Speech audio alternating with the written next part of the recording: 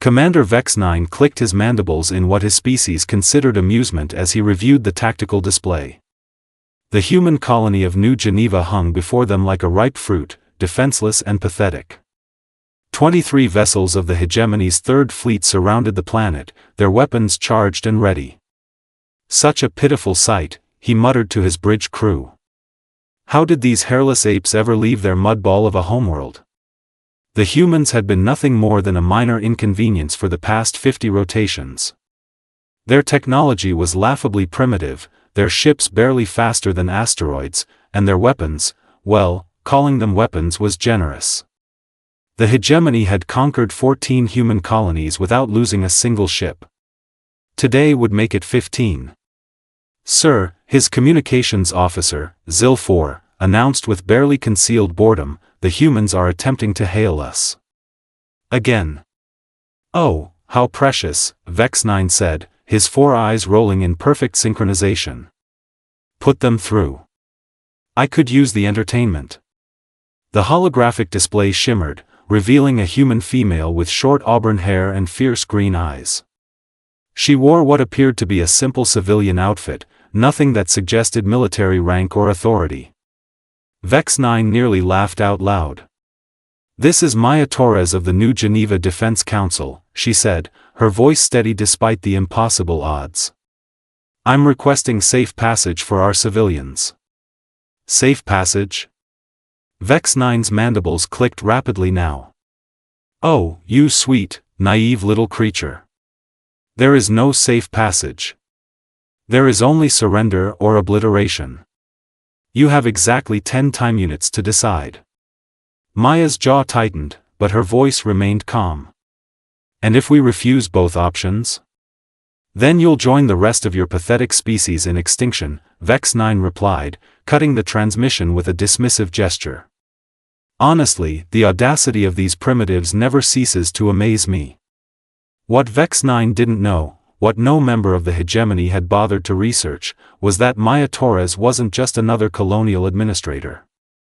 She was Dr. Maya Torres, former head of Earth's Experimental Weapons Division, a woman who had spent 20 years turning humanity's greatest weakness into their most terrifying strength, their unpredictability. On the surface of New Geneva, Maya stood in what appeared to be a simple agricultural storage facility. But appearances, as the Hegemony was about to learn, could be devastatingly deceiving. The facility housed something that would make their advanced plasma cannons and molecular disruptors look like children's toys. Status report, Maya said to her small team of 5 technicians. All systems green, Doctor, replied Jake Morrison, a young engineer whose calm demeanor masked years of preparation for this exact moment.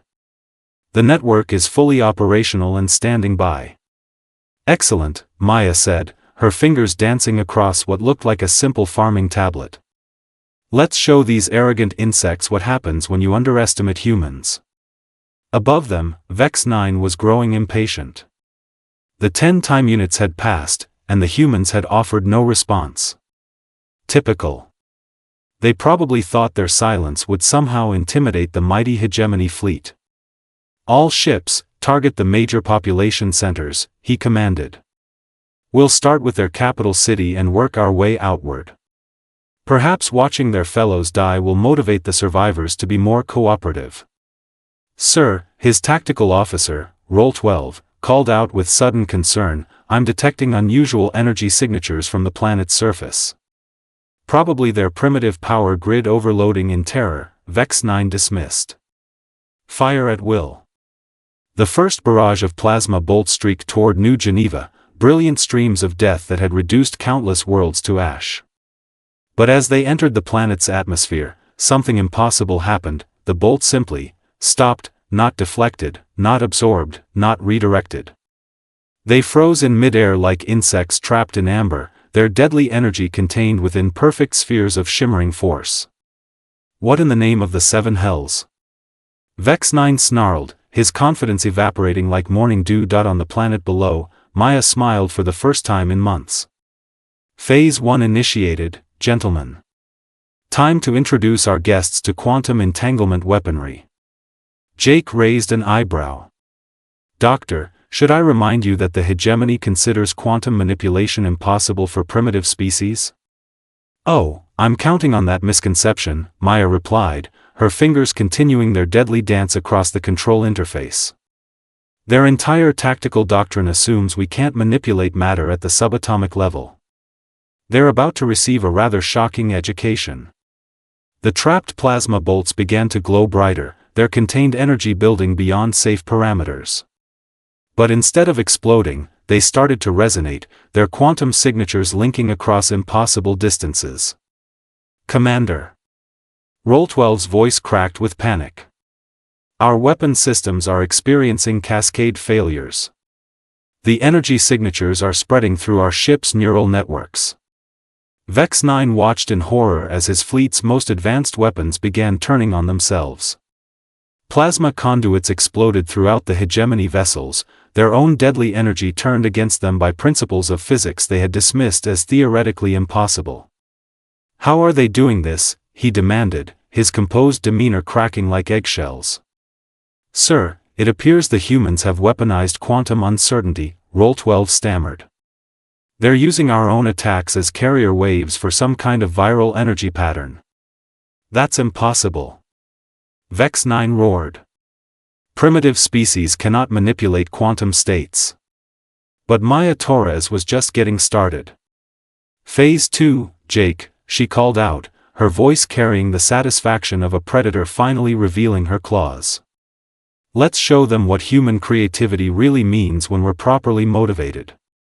The agricultural facility began to transform, its walls sliding away to reveal a massive installation that defied every law of physics the hegemony thought they understood. Crystalline structures that weren't actually crystalline at all, but rather stable quantum foam given physical form, began to hum with barely contained power.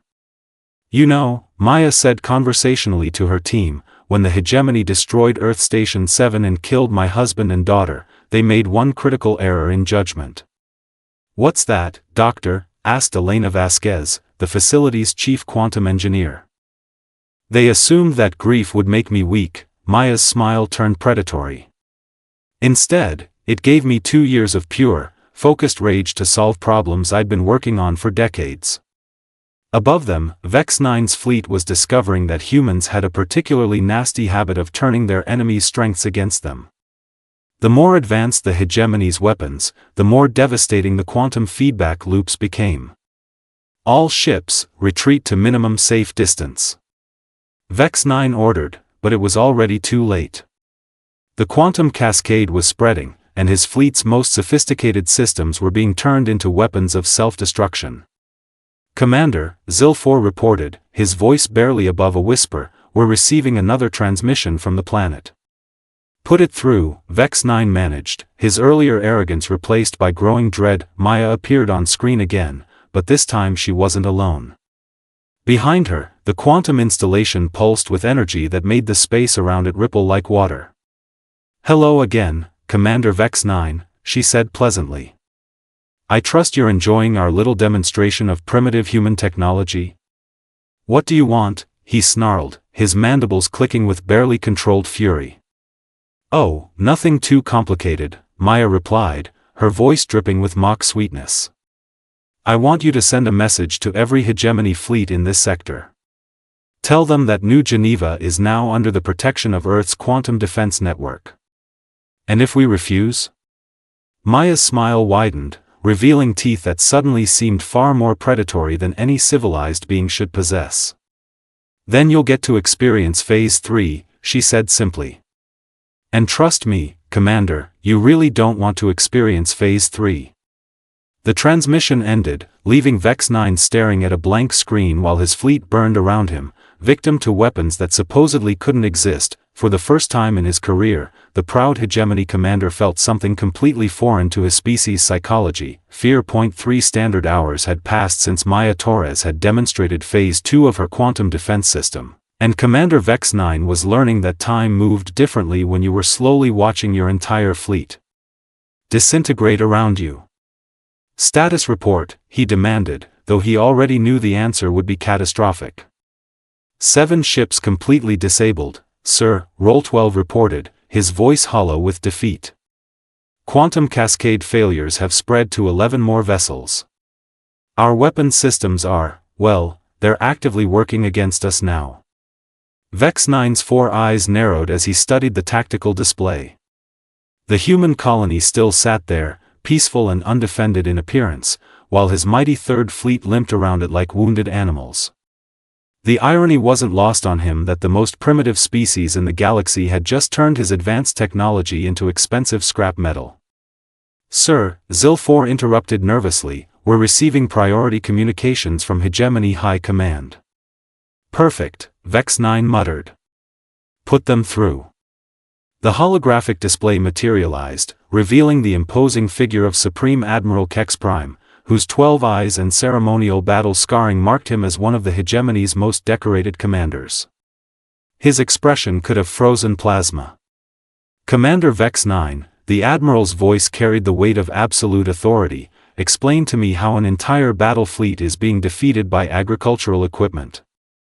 "Sir, the humans have capabilities we didn't account for," Vex-Nine began, but Kex Prime's gesture cut him off. "Capabilities?" The Admiral's mandibles clicked with dangerous precision. "According to our intelligence reports, these primitives barely understand faster-than-light travel. Are you telling me that dirt farmers have out-engineered the greatest military minds in Hegemony space?" Down on New Geneva, Maya was monitoring the Hegemony communications with barely contained amusement. Their arrogance was so complete, so absolute, that they literally couldn't process the reality of their situation. "Doctor," Jake called from his monitoring station, "we're detecting massive hyperspace signatures approaching the system. Looks like they're calling in reinforcements." "How many?" Maya asked, though her tone suggested she was more curious than concerned. "Approximately, oh my," Elena whistled softly, 200 vessels. Including 3 super dreadnoughts. Maya's expression didn't change. If anything, she looked pleased. "Excellent. More test subjects for Phase 3. "Doctor," Jake said carefully, "shouldn't we be, I don't know, running? That's enough firepower to crack planets." "Running?" Maya laughed, a sound that held no warmth whatsoever. "Jake, my boy, when the Hegemony murdered my family, they made one fundamental miscalculation about human psychology. Which is, they assumed we'd be reasonable. Above them, the new Hegemony fleet dropped out of hyperspace with a display of force that had intimidated entire star systems into immediate surrender. The flagship, a massive super dreadnought called Inevitable Victory, dwarfed every other vessel in the system. Supreme Admiral Kex Prime had decided to handle this situation personally. "Commander Vex-Nine," his voice boomed across all frequencies, "you are relieved of command. Retreat to minimum safe distance while competent officers handle this primitive uprising." Maya opened communications with the new fleet, her image appearing simultaneously on every Hegemony bridge. "Welcome to New Geneva, Admiral. I do hope you'll stay for the full demonstration." Kex Prime studied the human female with all 12 of his eyes. She appeared completely unintimidated by the greatest concentration of military power the Hegemony had assembled in this sector for decades. "I am Supreme Admiral Kex Prime of the Hegemony Military Command," he announced. "You will surrender immediately, or we will demonstrate the true meaning of overwhelming force." "Oh, please do," Maya replied sweetly.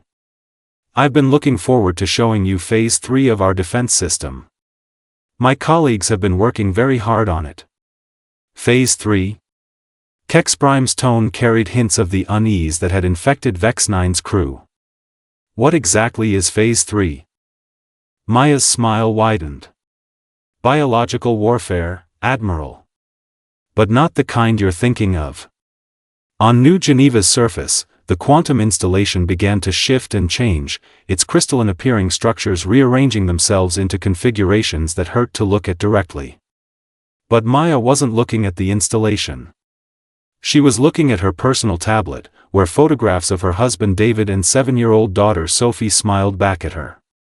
"You see, Admiral," she continued, her voice taking on the tone of a professor addressing particularly slow students, "when you killed my family, I had to ask myself a very important question.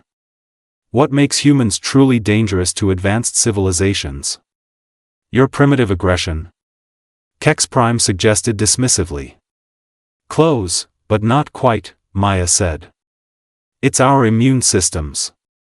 The Admiral's expression shifted from arrogance to confusion. Immune systems? Oh yes, Maya nodded enthusiastically. You see, humans evolved on a world absolutely teeming with biological threats. Viruses, bacteria, parasites, toxins, our bodies learned to fight off everything. But more importantly, our immune systems learned to adapt, to evolve, to overcome any threat given enough time and motivation. What does that have to do with weapons? Maya's smile turned predatory. Everything, when you weaponize the concept itself. The quantum installation pulsed, and suddenly every hegemony sensor in the system began registering impossible readings. The space around New Geneva was filling with something that their instruments couldn't properly classify. What you're detecting, Admiral, is weaponized evolution, Maya explained conversationally. We've created self-replicating quantum constructs that learn from every defense they encounter and develop countermeasures in real time. That's impossible, Kex Prime snarled. Evolution takes millions of cycles. Normally, yes, Maya agreed. But when you accelerate the process using quantum mechanics and give it a very simple directive, well, let's just say the results are spectacular. The first wave of quantum constructs reached the hegemony fleet, and the effects were immediate and terrifying.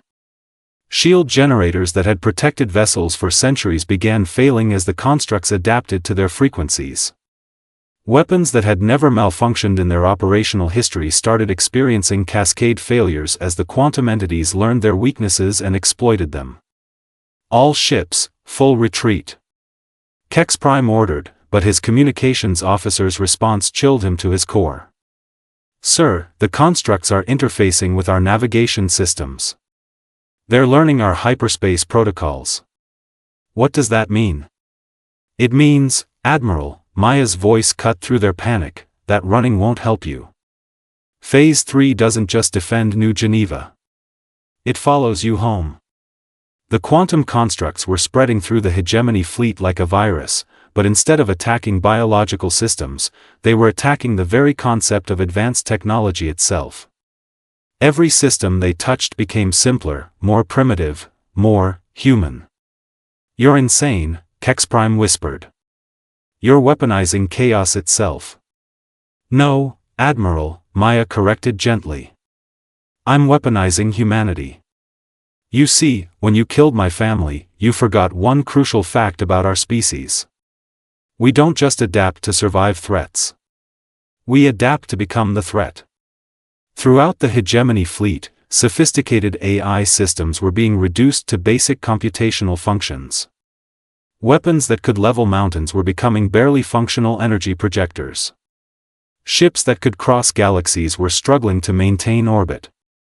This is what happens, Maya continued, when you underestimate a species that conquered their own world not through superior technology, but through sheer bloody-minded refusal to give up.